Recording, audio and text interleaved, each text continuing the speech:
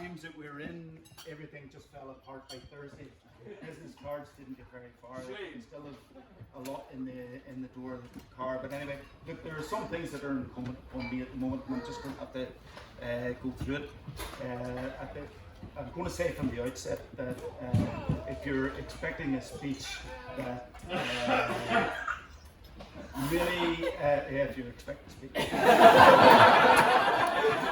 if you're expecting a speech that gets really gushy, sentimental, and reduces me to quivering wine, that's not going to happen because there are too many people in the room that I love, and a lot of people that I've never seen before, so I'm intending not to make a complete farce of myself. There's every chance that I will do it. I'm off stripped already, by the way. So anyway, we'll do it in the wing and a prayer. First of all, what a fabulous venue.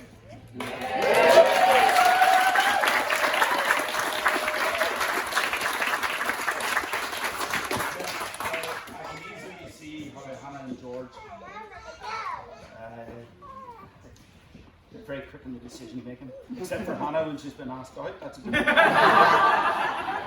thing. They walked in, they felt it, and that was it. No, what are you laughing at? That wasn't one of my scripted lines. There's a rule in the room, and there are certain people strategically placed whenever I left in the past. Everything's under control. I'm not a control freak, am I? I'm not a control freak.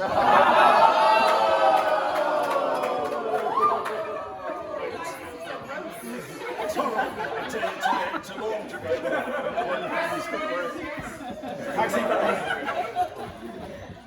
Should I get on to this before I'm Well, you have an option. You can have speech A or speech B.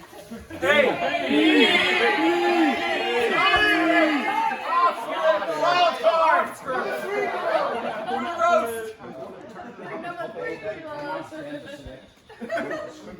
Or me just go off this.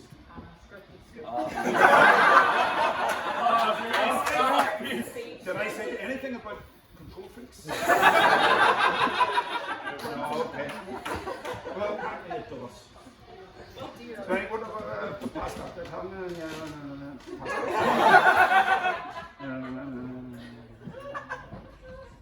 I nearly got that. Okay, because every day is a school day, right? You can say yes or no. Yes. Every day is a school day, okay. So, as appropriate as the venue is, it seemed to me even more appropriate that we are here, right beside the River Tweed. It seems incredible that Hannah would come back to her roots. There are very few people in the room who can put their hand up whenever I ask this question. I've already warned my sister that if she doesn't put her hand up, I'll be bitterly disappointed. Hannah will get a kick if she doesn't. This is the way it goes. She's not too big, she can't go over my knee yet. So, it's quite big.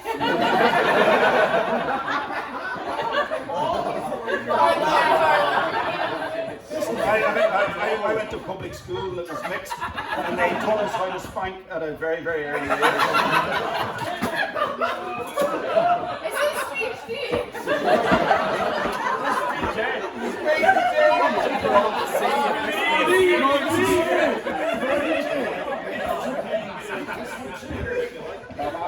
So, anyway, here we are.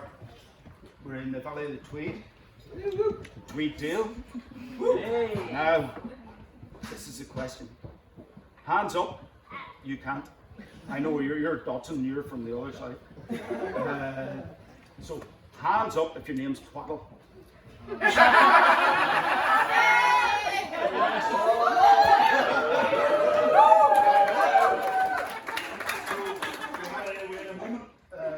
Through the week where Hannah was trying to go through all the official aspect. And, Dad, you have a birth certificate that says Diane? No. It only ever said Twaddle.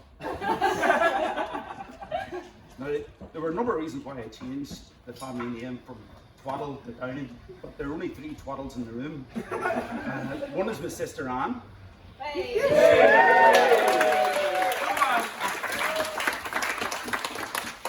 beautiful now as she was at the age of 5. She had a couple of dangerous years where she just let things. But she's back in the room. Have I passed that one yet? Oh, nearly there. I'm nearly get past it. Go ahead and put your hand up. Oh, okay. Anyway, it is fitting that we're back to our roots. And as I said earlier, every day is a school day, so you have to think about this. Within the Twaddles hail from here, and they're part of the Fraser clan. And within the Fraser clan, they have a castle on the west coast of Scotland. It's better if I stick in the beer. No. It's your choice. You're in charge. Here's the thing. There's actually a castle in Downey that is part of the Fraser clan. So we're here in kilts. A lot of us. We're enjoying the day. I'll get on with another story about that at Trent. Where's Martin? Tremendous one about that, Martin. I told you were getting it back. So anyway, the setting is fabulous. There are roots in this area from generations ago that I was never aware of. I mean, I thought I was Ulster Scots all my life. It turns out I'm a fucking Huguenot. Let me welcome a few people to the room. Okay, so we have people here from all points. You know, we have Scotland, Ireland, England, Australia, America. We're all Americans. I didn't get one. Yeehaw, baby! Yeehaw!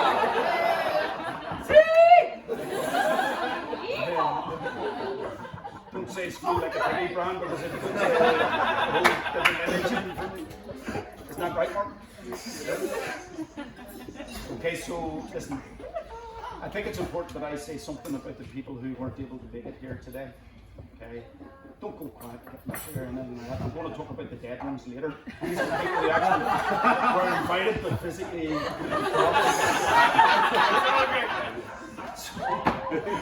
So in no particular order, because when you start when you're in a family like ours and you start to put things into order, things can get very messy later in the day because you'll be pulled up on that. You know, there's every time. What was that?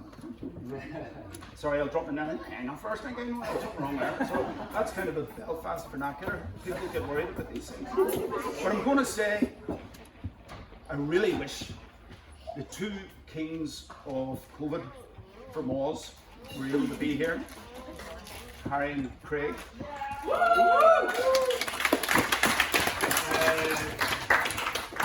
Harry had to go back to school, and the 2 of them went back and developed COVID. So we're hoping that they come through it all, and then we get together at some other stage. We've already put ourselves in for the Lions tour, by the way.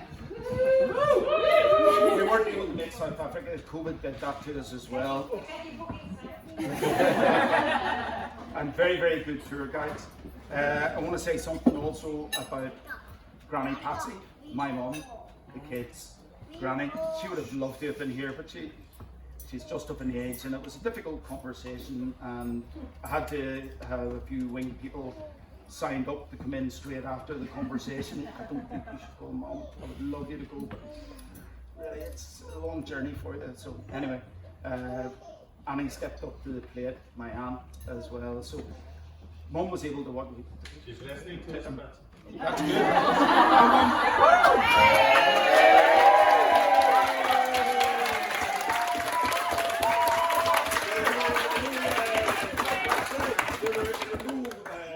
Cameras in the room, but apparently my mum got to watch all that. And also, you sure? Also, need to say something about Hannah's Aunt Nia. She's at home, she's looking after a new puppy and 3 young kids to allow the kids uncle to come to Scotland. And he's away.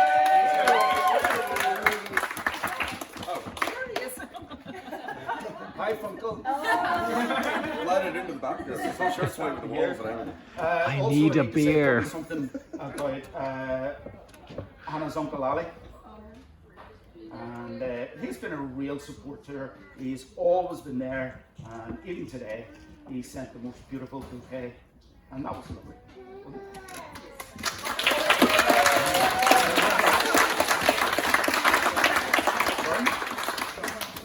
Oh, sorry, the control freak is back in the room. Stick to the script. But I didn't write it.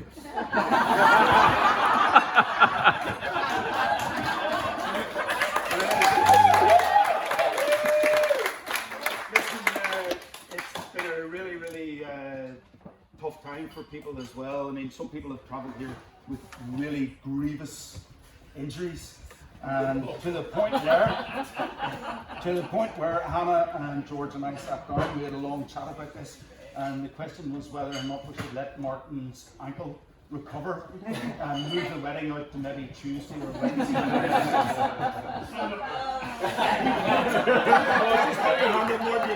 We're not going to ask you to stand. That's oh, that's inappropriate. I can't do that. Oh, it's maybe time to say something about George, isn't it?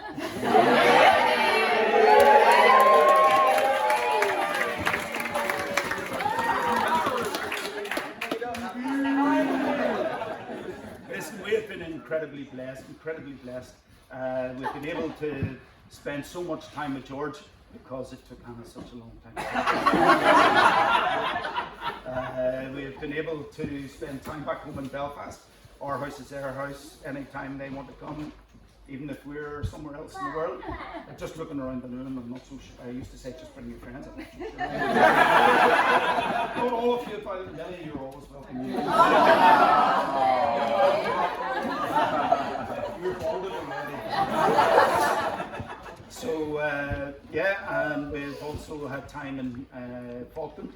We tried to go regularly to take a house, Sadler's house in Falkland, where we could bring Jack up and get the entire nuclear family, and that included George, and of course Ina, because there's nothing better than having a control freak to control a control freak. And that's unkind. I don't mean that at all. Especially the way you're looking at me now with the blue eyes. We've also been able to celebrate some really signature birthdays together.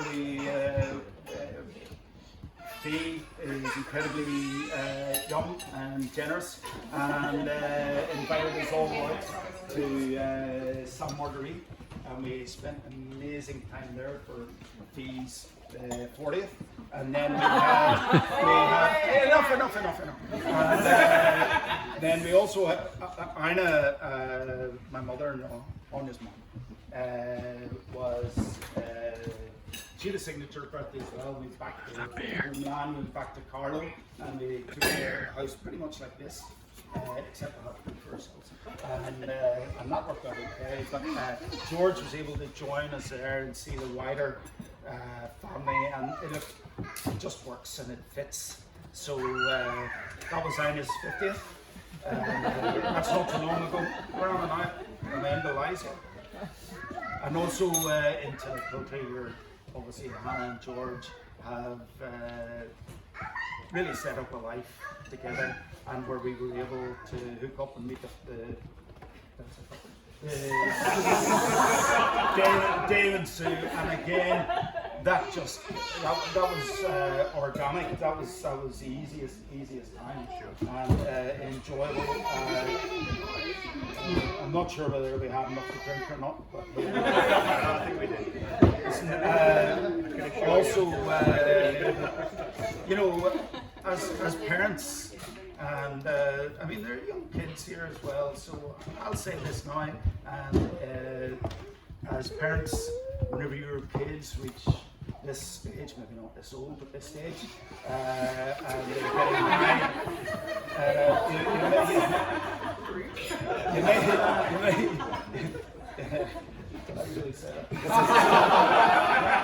I'm so surprised. Again, not in the script. I think what I'm trying to say is, parents, you can't really ask for anything more than somebody to look at your daughter and know that she is the centre of their world.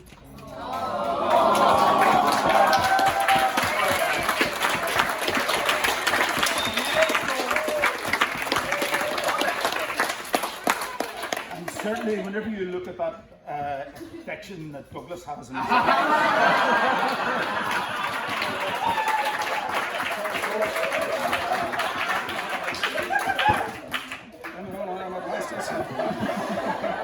Anyway, it was a huge surprise to me that whenever Hannah left us for the first time, went off to university, setting off to Stirling to read law. I mean, who knew?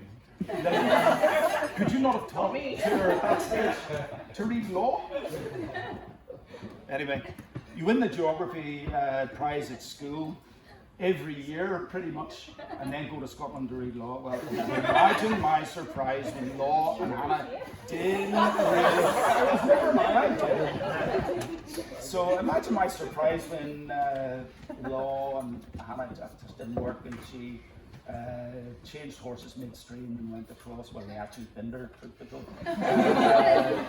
She went across to geography, but in any event, in our house and in our hearts, we believe that the law faculty's loss was our gain because it enabled these two came together, and that's perfect for us. We couldn't ask for any more. I'm going to, oh no, here, oh, boring, no, it's a big long word.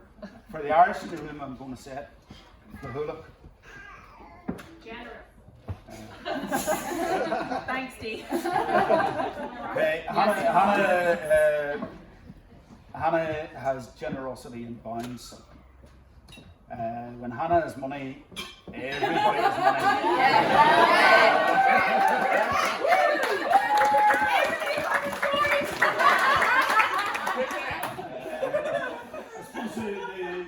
And I don't know where she gets that from. I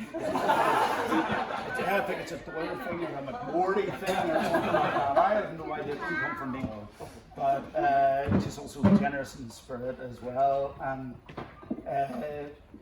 I really have only one hope as they set out in their married life, and that is that some of George's true Yorkshire blood. You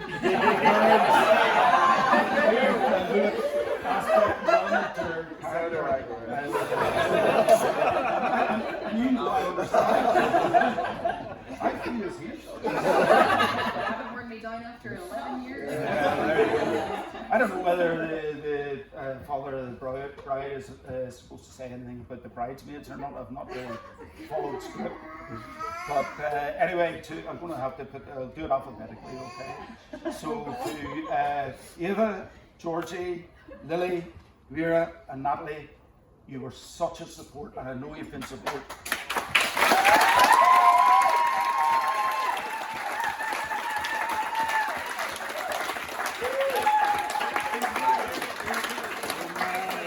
I'm going to draw a line under that, but you'll understand that I do have a favourite in there. Isn't that right? Okay, so I'd said earlier I was going to talk about dead people later, and I think it's only right to reflect because there are people that would have wanted to witness today's events and the things that I don't know. Do you know the answer to this? So Hannah's beautiful mum, Fiona, who couldn't be here, she passed away many years ago now. And look, I don't know if Hannah has ever shown you photographs of her mum or not, but if she has, you'll understand what I'm about to say. I know. I know that whenever Jack.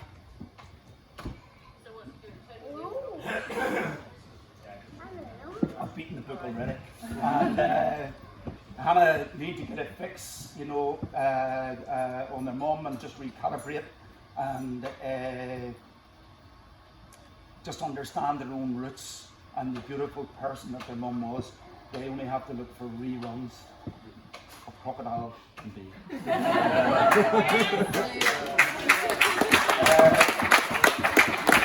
think it's also important to mention Granny May, who again would have been just blown away by you.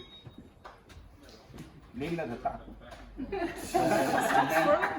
No, but you're picking them up. It's like life, isn't it?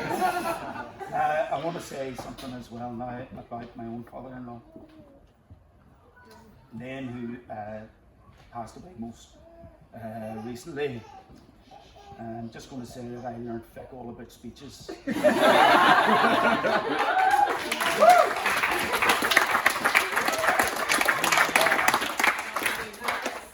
I don't think he ever smashed it. I'm not expecting to smash it, I'm just expecting to sit down and drink. You're smashing it. Listen, Liam has given us some tremendously different speeches. But he did say one thing that really resonated with me, and it was difficult times, and it was at Cormac's wedding to beautiful Mia. And he looked around the room and he engaged with all of the generation. I look around the room, there are a few old farts like me, and some older is not. But it resonated with me because we had just we're in the throes of the credit crunch. And I mean, I can remember whenever we were buying our first house, interest rates were 15%. Things were not easy. And then we had the credit crunch, and things were not easy then as well. But Liam,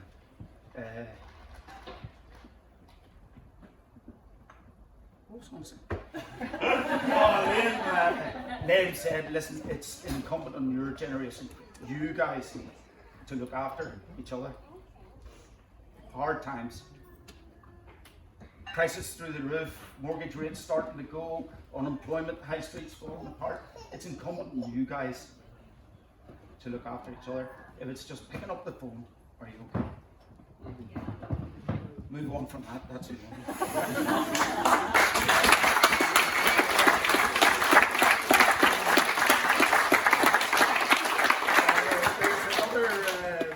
There's another aspect to Liam as well. He inherited Hannah and Jack, and he became very central to their lives. I've done well. By the way, I put my hand up 3 times, I've not heard all the time. Or am I on the wrong stage? So, I mean, to the point, you know, whenever Liam had a race running, a horse run at Leopardstown on St. Stephen's Day, Boxing Day for the Protestants. And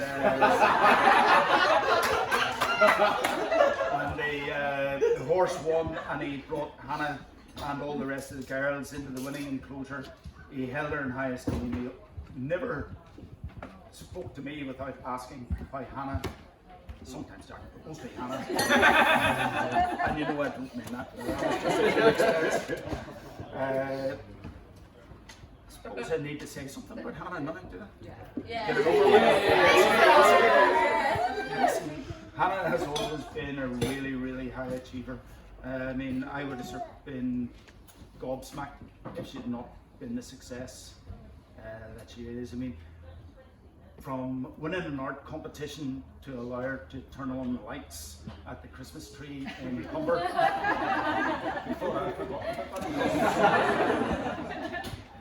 you know, to walking down the street, we had a bit of bad luck, bad fortune, and we had to move house 3 times in 6 months. But we ended up in a house not far from the centre of town, and my beautiful daughter was walking past the hairdresser. And they grabbed her. They almost kidnapped her.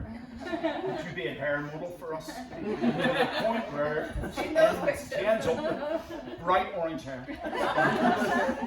on the front page of the Tatler. Now, the Tatler in Northern Ireland is exactly the same as the Tatler anywhere. It's quite a. Why the total It's quite well back. It's like Vogue for England. That's why. You know your roots. So there was a long period where there's this huge electronic billboard thing in the centre of town, and Hannah's head was there for maybe 2 years. Show us a Hannah.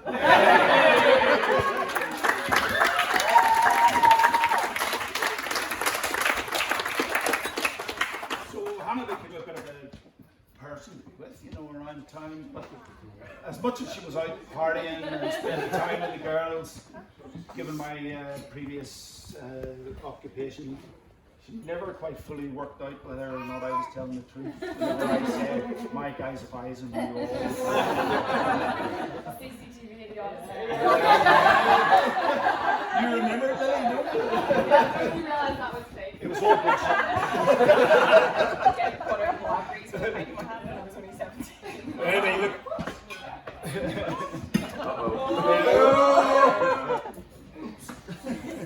Anyway, listen, I could stand here and wax lyrical about Hannah and it'll reduce me to a mess, so I'm not going to do it.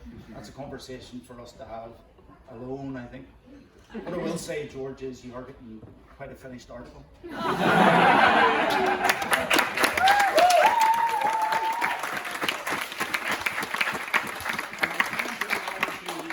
One thing I'd be absolutely assured of, you've probably got the best ironer from Belfast.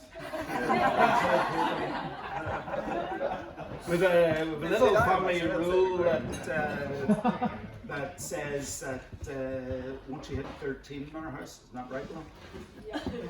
Once you hit 13, you have to do all your own ironing. After the age of 13, if you feck up, and this is what happens whenever you're married to a beautiful quantity surveyor, everything gets boiled down into time, emotion, and cost. So Hannah had a tiny little indiscretion that cost her very, very dearly. Which meant that basically for 9 months I didn't have to iron a work shirt. Anya had factored in petrol and everything, hadn't We converted the cost of her indiscretion, and she ended up having to iron 180 shirts. Well done, Anya. Lucky me. But I've always been lucky. I mean, I should mention Anya, by the way, today, because I didn't mention her at our wedding.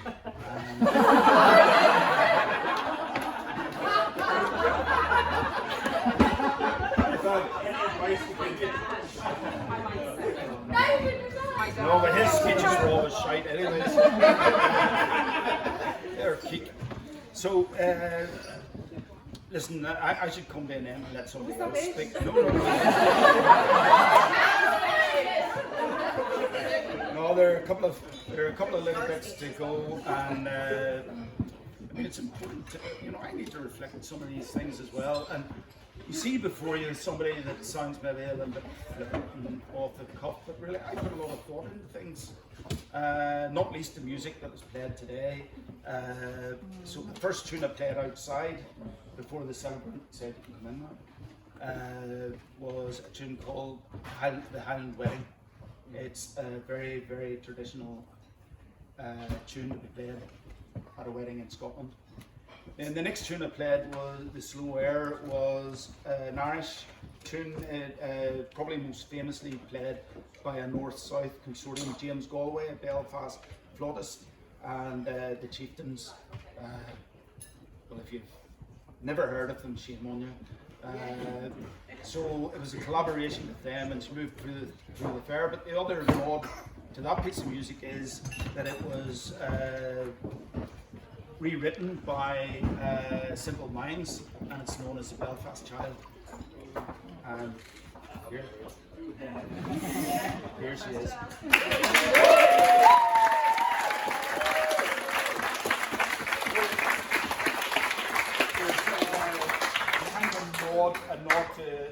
Belfast roots in that song. Hannah's. Which one is it?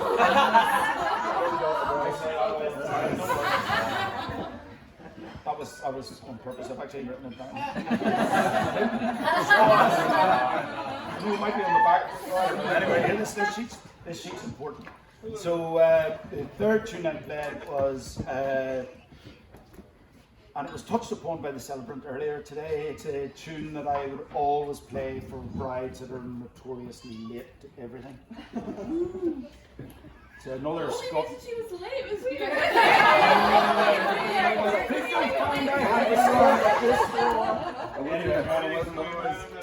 So,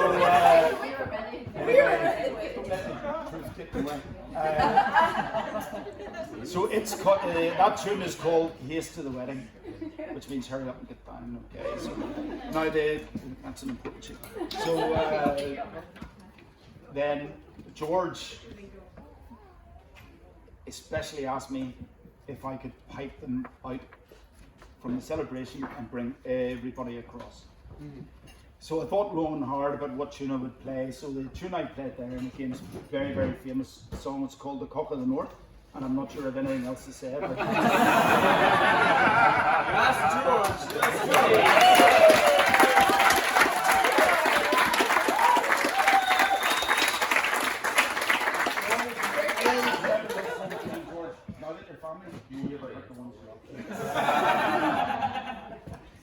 so I should close, shouldn't I? 32 minutes, Brian. Was yeah.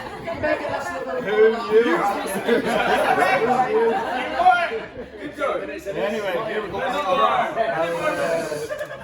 I'll close this very, very, very, very quickly, okay? So, you've heard the story about the engagement and how fabulous that was. And, I was just so impressed with George that he actually took time to do the right thing.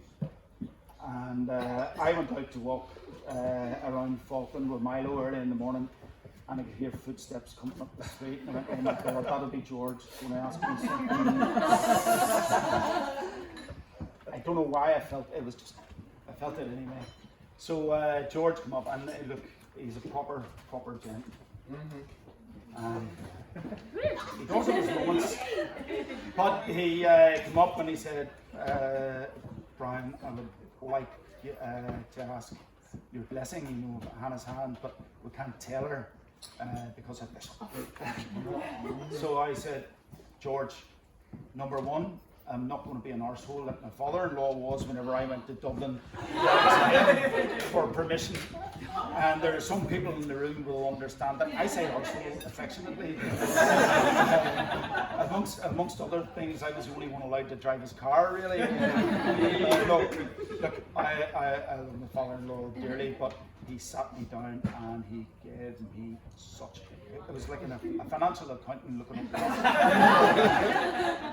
Anyway, move on very, very swiftly. Of course, I was very, very happy to do that. Then, of course, sometime after the engagement, then I went to Hannah just to make sure that she was obviously said yes, so there's no doubt. And why, how could you not be sure?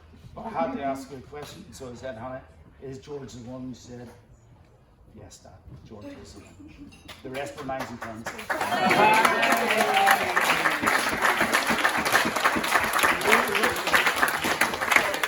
We're at the end now, so Jack and I delivered Hannah to Stirling University, and we got to the point, you know, where we're saying our goodbyes, and there's every opportunity there for you to offer some sage advice.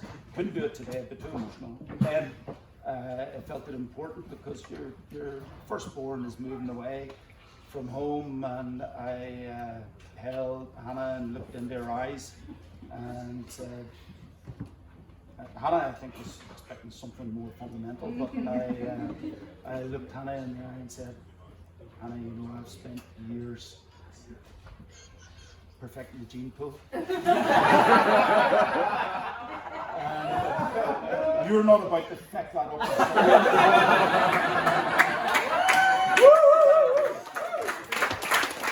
So, suffice to say, say I stand here today, the gene took us intact.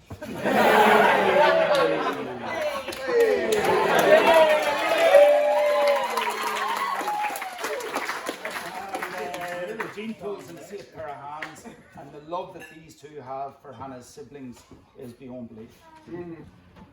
And that's important too. So I think it's important that I close now.